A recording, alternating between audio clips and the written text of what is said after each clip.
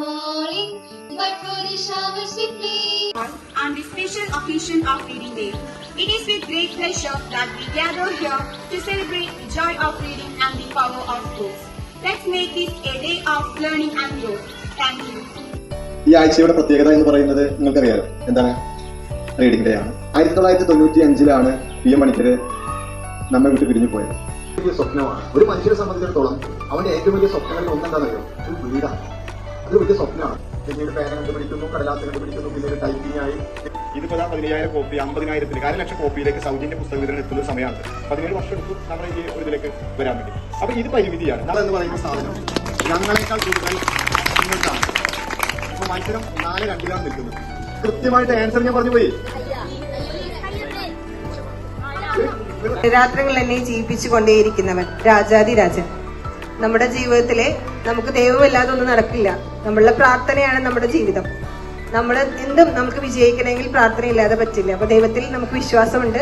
നമ്മൾ നമ്മുടേതായ മതപരമായ ആചാരങ്ങളിൽ മുന്നോട്ട് പോകുന്നു. ഞാൻ സെലക്ട് ചെയ്ത 34ാമത്തെ കവിതയാണ്. സ്കൂൾ എന്നുള്ളതാണ് അതിന്റെ ഹെഡിങ്. നെല്ലിക്ക പോലെയാണ്, ആദ്യം കഴിക്കും പിന്നെ മധുരിക്കും. ഈ ജീവിതം, സ്കൂൾ ജീവിതം എന്ന് പറഞ്ഞാൽ അല്പം കഴിക്കും.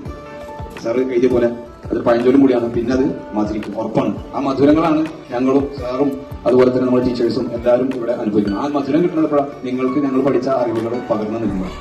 നിങ്ങൾ മത്സരിക്കാൻ പോകുന്നത് റോബോട്ടുകളോടാണ്.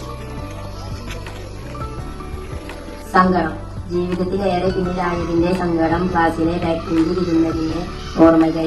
ആ പഠിപ്പുമായി ബന്ധപ്പെട്ടിട്ട് നിങ്ങൾ കമ്പനി ജോലി അല്ലെങ്കിൽ ആ പഠിച്ചതുമായി ബന്ധപ്പെട്ട ഒരു ജോലി നിങ്ങൾക്ക് കിട്ടിയില്ലെങ്കിൽ ജീവിതത്തിൽ നിങ്ങൾ പതിക്കും. ഏറ്റവും ചെറിയ കവിതാ സമാഹാരമാണ് ഈ പുസ്തകത്തിൽ ഒരു വാക്ക് എന്നാണ് പേര്.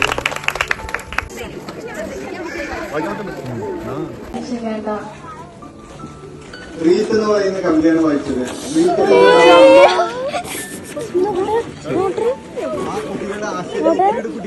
ഒരു A4 ഷീറ്റ് പേപ്പറിനെ 650 പേജായി മുറിച്ച് 68 പേജുള്ള ഒരു പുസ്തകം. അങ്ങനത്തെ 10 പുസ്തകം A4 ഷീറ്റിൽ തയ്യാറാക്കിയ പുസ്തകമാണ്. ഇതാണ് 1 എന്ന് പറയുന്ന പുസ്തകം. ലോകത്തിലെ വായിക്കാൻ കഴിയുന്ന ഏറ്റവും ചെറിയ കവിതാ സമാഹാരം. അപ്പൊ അത് വായിക്കാൻ പറ്റുമോ? മനുഷ്യൻ കഷ്ടപ്പെട്ടുണ്ടാക്കിയ പുസ്തകം ഇതിനല്ല. അത് ഞാൻ നേരത്തെ പറഞ്ഞില്ലേ, 3137 പുസ്തകം ഉണ്ടാക്കിയ ഗിന്നസ് കിട്ടിയത്. ഇതിൽ ചൈനീസ് കഴിവുണ്ടാവും. കുട മൂലക്കിരിക്കുന്നവനാണെന്ന് കരുതി നിസ്സാരക്കാരനായി കണക്കാകുകയൊന്നും വേണ്ട. പേമാരിയെ വരെ ചേർത്ത് തോൽപ്പിച്ചവനാണ്. ചിത മരിക്കുവോളം തീറ്റിച്ചിട്ടും മതിയായില്ല.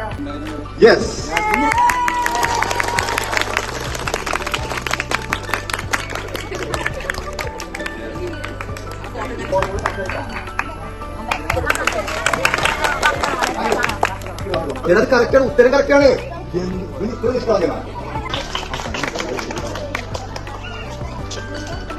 5 സെന്റിമീറ്ററിന് ഇടയിലുള്ള ഡിഫറന്റ് ആയ പുസ്തകങ്ങൾ എഴുതിയതിനാണ്. ഇതിനകത്ത് ഒരു കഥ എഴുതാൻ പറ്റുമോ? വായിക്കാൻ കഴിയുന്ന ഒരു കഥ എഴുതാൻ പറ്റുമോ? എന്തായി മത്സരം ആൺകുട്ടികൾ നേടിയെടുക്കുന്നതിന്റെ ഒറ്റത്ത് ആൺകുട്ടികൾ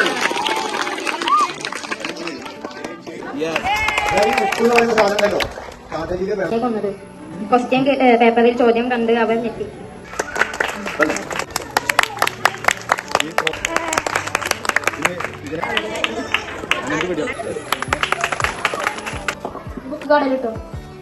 നല്ല ചോദ്യം. പക്ഷേ ഈ പുസ്തകം കളയുന്നില്ല. ഇത് സൗജന്യമായിട്ട് ഞാൻ ഈ ബുക്ക് എന്നെ നേരിട്ട് കാണാം. അപ്പൊ സൗജന്യമായിട്ട് കാര്യം എനിക്ക് കത്തായിരുന്നു. നിങ്ങൾ നന്നായിട്ട് കോപ്പറേറ്റ് ചെയ്തു, ഉഷാറായിരുന്നു. പിന്നെ അതല്ല, നമ്മള് ഈ പ്രപഞ്ചം കൂടുതൽ നമുക്ക് പരിപാടി ആകാംക്ഷ പറയുന്നുണ്ട്. നമ്മൾ തീർച്ചയായിട്ടും കാര്യം ആഗ്രഹിച്ചു കഴിഞ്ഞാൽ എന്താണ് വലിയ പുസ്തകം വായിച്ചിട്ടുള്ളതല്ല, മനസ്സിലെത്തി എത്ര വായിച്ചു എന്നുള്ളതാണ്. നമ്മുടെ